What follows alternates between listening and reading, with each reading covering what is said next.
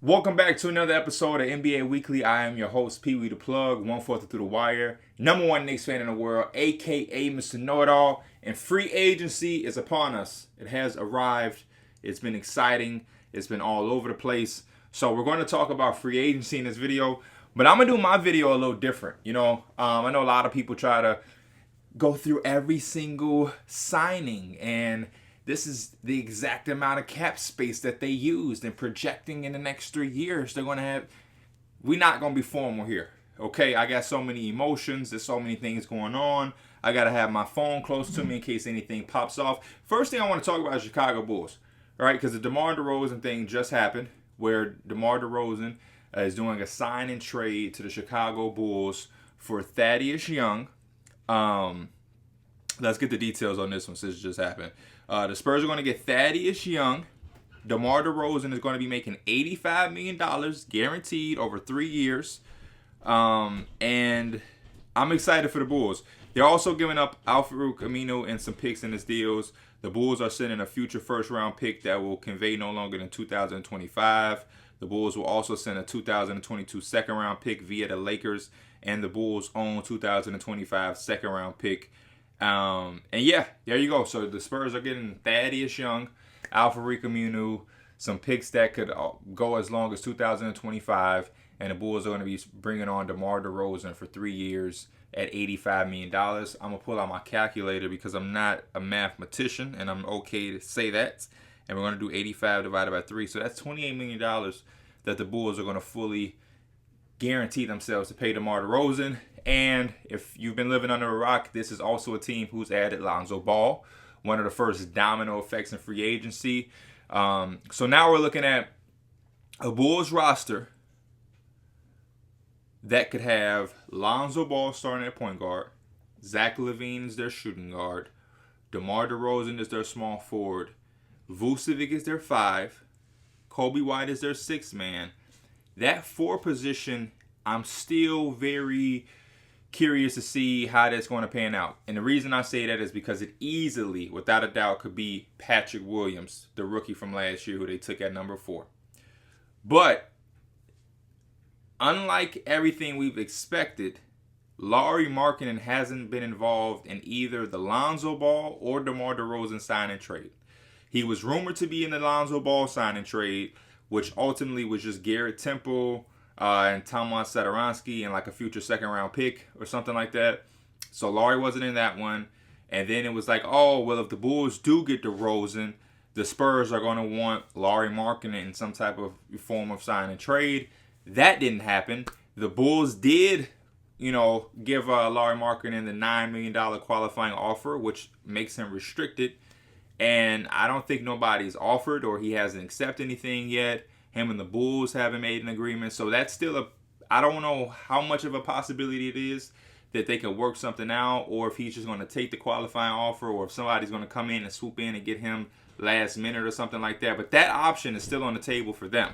So they potentially could come out next year and have a lineup of Lonzo Ball, LaVine, DeRozan, Lauri, Vucevic, and then off your bench you have Kobe White as your 6th man. And then you also have Lauri Markkanen. And then last but not least, can't forget Alex Caruso. So the Bulls are putting together a nice roster there. Very exciting on paper.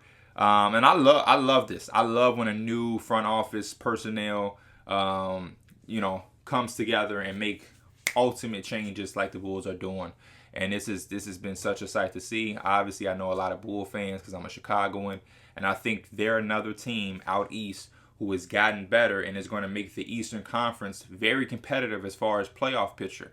There's a lot of teams out east that didn't do anything, but then there are some teams that got a lot better and are now putting themselves in positions to really compete for a playoff spot. I look at the Wizards, another team who made moves. Obviously, the Russell Westbrook trade where they were able to get Kyle Kuzma, Montrezl Harrell, KCP. That opened up money, which then in return they bring back. They bring in Spencer Dinwiddie. That was their big splash. So now they're looking at a potential lineup of Spencer Dinwiddie, Bradley Beal, maybe KCP or something at the 3. You also could get Rui Hachimura at the 5. And then you have Thomas Bryant, Daniel Gafford. Off of their bench, they would have Kuzma. They would have Montrezl Harrell. They would have Gafford or Bryant, whoever starts, Denny Avahia, and then they drafted Corey Kispert, the sniper. So they're putting together a nice little team over there that has definitely gotten better. The Pacers didn't really make a lot of moves. They went out and got Torrey Craig. They brought back T.J. McConnell. They were a team that was a little beat up, so they could definitely have a bounce back year and be competitive. But they didn't make any move after all the rumors of Sabonis and Turner. They're going to pick between one. Malcolm Brogdon could be on the move and all of these different things. They drafted Chris Duarte, who's a guy that's going to be able to come in and play now. So the Pacers are there. My Knicks, we signed Evan Fournier. Our big free agency was that we brought back damn near everybody, and then we signed Evan Fournier to a 4-year deal up to $78 million. But the last deal is a player option. So we're bringing him in for about $19 million, $19.5 million, and we'll be able to see how he plays through that contract. By the time we get to the 4th year, we can either bring that back or we can wash our hands with it, depending on what's the status at that point. Brought back Alec Burks, $10 million deal per year, 3-year, $30 million. Same thing with Nerlens Noel, 3-year, $30 million. Bring back Derrick Rose, 3 years, $45 million. Just brought back Taj Gibson. So I like our team. We lose Reggie Bullock to the Mavericks for a 3-year, $30 million deal. But ultimately, I like it. A lot of Knicks fans had a lot of complaining to do. I'm learning to understand that my fellow Knicks fans, no matter what happens, is always going to complain. They're always going to find something to be crazy about. So I choose to mute and ignore them when different things like this happen. But I like it, man. I like it. Obviously, the point guard position is still something that's in question or whatnot. But I think we have enough talent on our roster and at that position to make something happen. Whether it's starting Derrick Rose and just allowing Emmanuel Quickley to play his six-man role. Whether we come in with a little bit of money that we have left and swoop in some veteran point guard. Who knows? But we brought back the main guys of our team. We added not a shooter, but a scorer who can shoot in Evan Fournier and who's a guy that complements the players that we have. He's going to be very good next to R.J. Barrett, Julius Randle, Derrick Rose. And he's going to have some nights where he's leading us in scoring. He's going to have some nights where he hits some big shots. And I think he's going to make our team a lot different as far as perimeter scoring. And I think that was a big hole for us. Also gives us a lot more depth. So now our bench has a little bit more bulkiness to it where I can rely on Alec Burks to come off my bench. Now, if Alec Burks is starting, it's like, yeah, but if Alec Burks is coming off your bench, with Emmanuel Quickley, with Nerlens Noel, with an Obi Toppin, we have some shit there. You know what I mean? So, and then I like the rookies that we brought in. Quentin Grimes and Miles McBride are 2 rookies that I can see playing in their first years. Jericho Sims, and then we have a draft and status with Rokas. Those guys may not play next year, but have some future with us. But those 2, Quentin Grimes and Miles McBride could definitely potentially get some minutes. So it's going to be very exciting. I think when you have the success that we had and you bring back the cast and get an upgrade, which Evan Fournier is over Reggie Bullock, you got better. You definitely got better. So I'm happy with that. A lot of people try to make a fuss about Evan Fournier's contract. I'm fine with it. I understand how free agency and how business overall works, right? So your value is what the market says your value is. There is no formula that somebody can use to say Evan Fournier is really not worth $19.5 million a year. That's not how it works. If the market is giving Tim Hardaway Jr.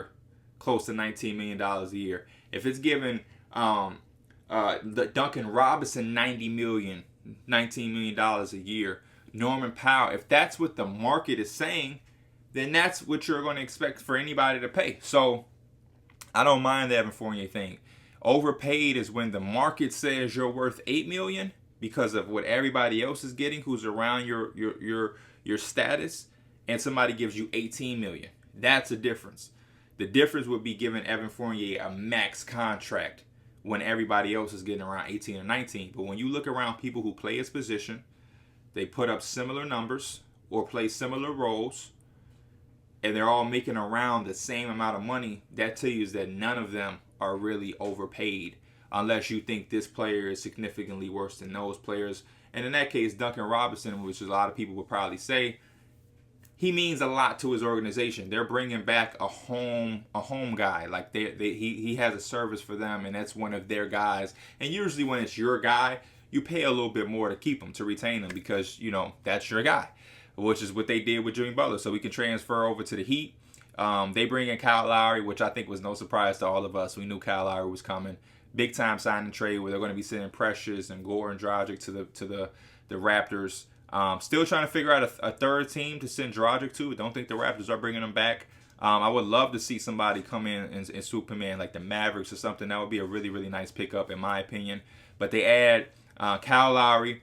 They extend Jimmy Butler, so we don't have to hear about that chatter of what Jimmy Butler is going to do. Is he coming back? I think that's always smart. Now, the amount of money of paying him $50 when he's 36 is a little crazy.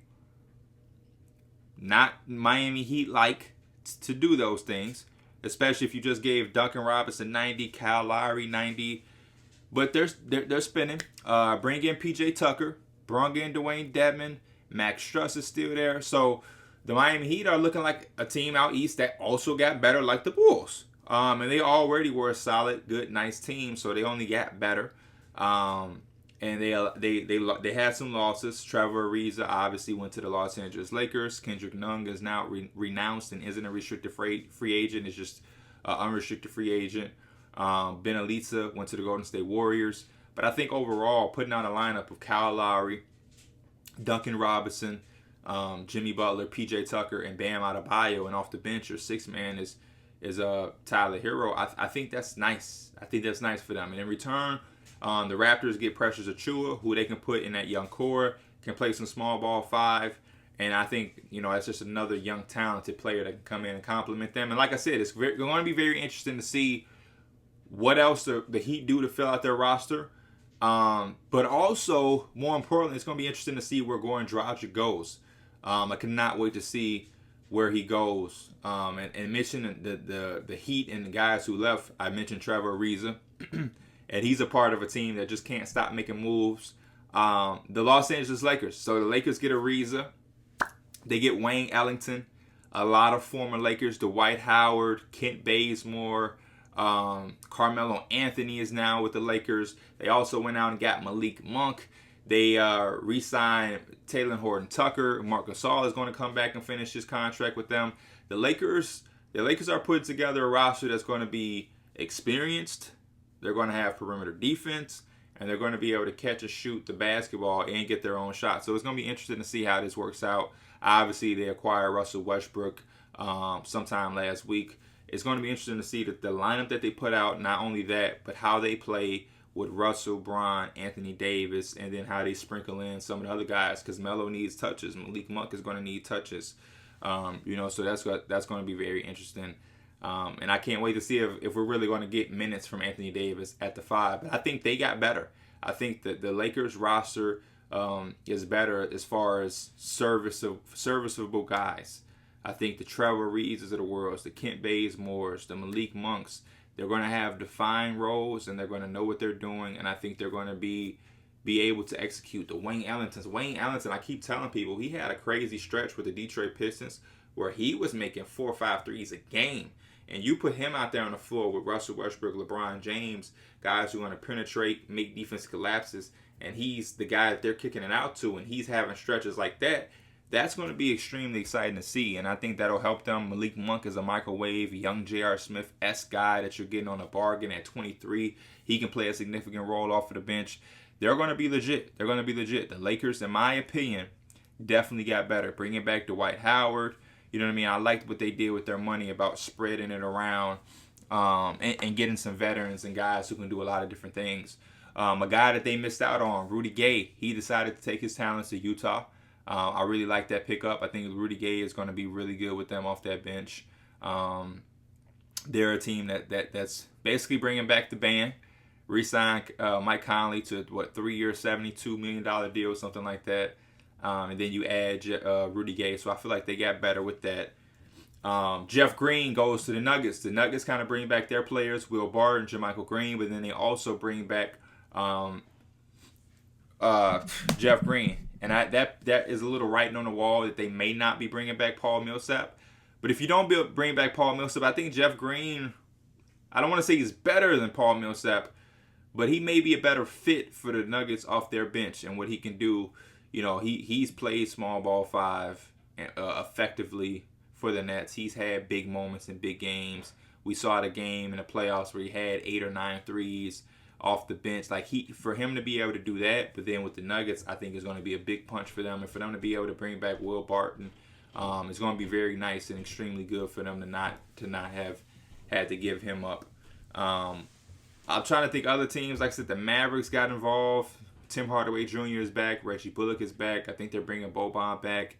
But they haven't made any significant move. They traded Josh Richardson. That's what the Mavericks did. They traded Josh Richardson to the Boston Celtics. That was really kind of the only move the Celtics have made in the free agency thing, and that was a little prior. But they haven't made any. Either teams haven't made any signings. I know the Celtics did do the Kemba Walker trade before the draft, which got them Al Horford and Moses Brown, and they unloaded a pick or whatnot. Very disappointed in some teams. I'm disappointed in the Grizzlies. They haven't gotten in the mix. The Warriors haven't gotten in the mix. And this is all yet. There's still plenty of time. And there's guys like Kelly Oubre still out there, Dennis Schroeder, for maybe somebody to come in and get them last minute.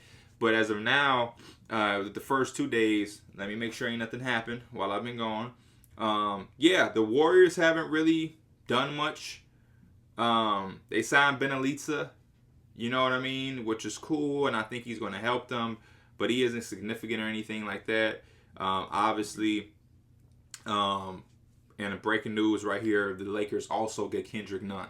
So the Lakers have made the most with the little bit of money that they had, and they're looking like geniuses. Instead of giving Schroeder the $84 million deal, him declining that allowed them to really spread that money around and get a lot of different talent on this team, which is crazy.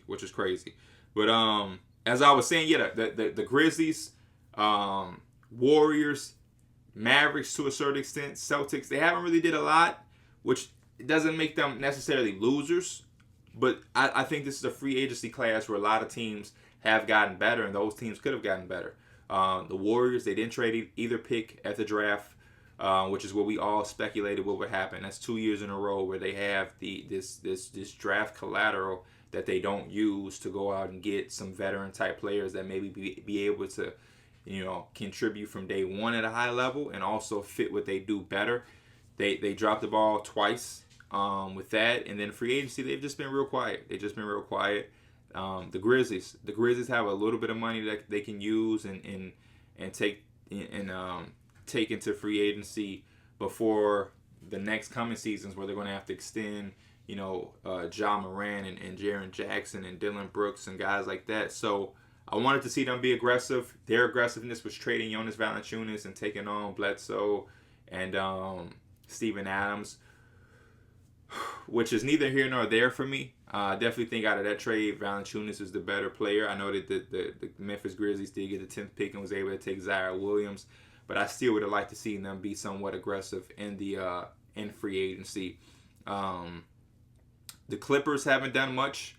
There's no talk on Reggie Jackson as of now. Still another name that's available after the playoff run that he had. Interested to see what ended up happening with them. Because there's been a lack of activity with Reggie Jackson, that would make me believe that he probably is trying to work something out with the Clippers. It was rumored that DeMar DeRozan was going to meet with the Clippers today, but like 40 minutes after that, he signed with the Bulls, so that fell through for them. And it's important for them to make sure that they at least bring back Reggie Jackson, because they haven't had any activity in the point guard positions, which is something we know that they lack. So that's another team. And the Blazers. The Blazers are probably one of the biggest disappointments. Tony Snell, Cody Zeller, guys like that they're bringing in. $90 million on Norman Powell. I get it, but I don't know. After the press conferences Dame has had with Team USA and talking about getting a team that's better, they lose Melo. They don't make any significant. I'm just not. It's looking bad for them. It's looking bad for them. And speaking of losing players, Zach Collins, the Spurs giving Zach Collins the money that they gave him was surprising, because he hasn't played in like 2 years. The Doug McDermott I like. He's going to be a guy that is going to help the Spurs shoot some threes and whatnot. Pistons, Kelly Olynyk, Trey Lyles, Corey Joseph. Patty Mills goes to Brooklyn, which was big. I like Patty Mills going to Brooklyn.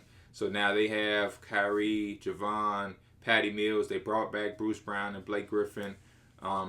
It's a lot of teams are doing some things that may not be like the big splashes, but like Patty Mills and the 3-point shooting that he can provide for the Nets is going to be crazy in the postseason.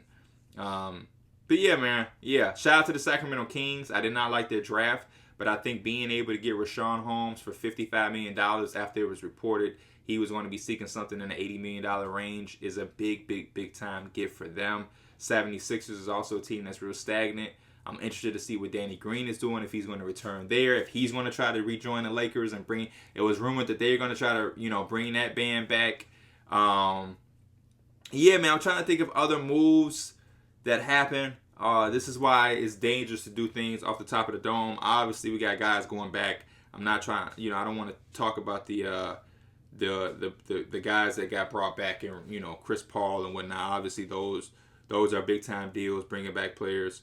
The Chris Paul deal I like. Initially, when I saw he was getting 120, I was like, whoa, but then the details came out later. So shout out to relaxed Sun fans because they tried to pretend that they knew the details from the get-go. Gary Trent got paid. Devontae Graham to the Pelicans. I think the Pelicans missed out on a lot of the different options that they wanted at the point guard position, but to swoop in and be able to get Devontae Graham was nice and significant for them. And other than that, man, yeah, it was a busy free agency. I like it, and hopefully we can have some news soon. And we're not done. This is just my first video. I'm going to be asking questions to y'all and responding in the next videos, so stay tuned. This is NBA Weekly. I'm Pee Wee the Plug. I'm out.